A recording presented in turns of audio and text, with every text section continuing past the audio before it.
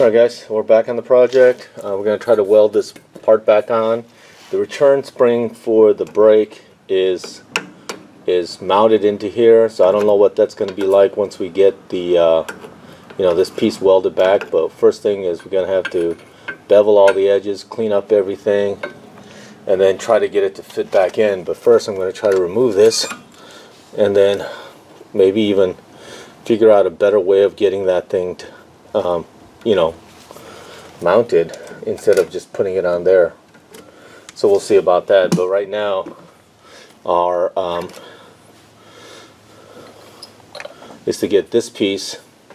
Maybe I'll break it off all the way and then get it all cleaned up. That's probably best. So we'll break it off here like this. And then we'll just see how bad it really is. And yeah, this is bad. It's that was all that was holding it on. So yeah, we'll get everything cleaned off and then let's get to welding. Alright, so when this part broke and they kept riding it, it actually pushed this side down.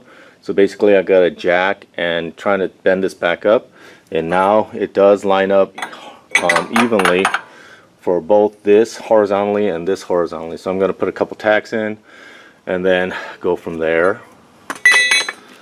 Alright guys, not pretty, but overall it looks pretty good. Got some clean welds over on this side.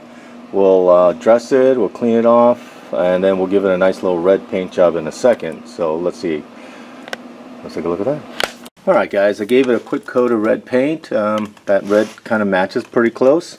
Put a little primer underneath it, the little gray primer, and I think that's pretty good as far as the weld go. I even added a nut here for the spring for the brake return. But other than that, I think that's pretty good. So thank you for subscribing, thank you for watching another video, and have a wonderful day. Take care everyone. Bye now.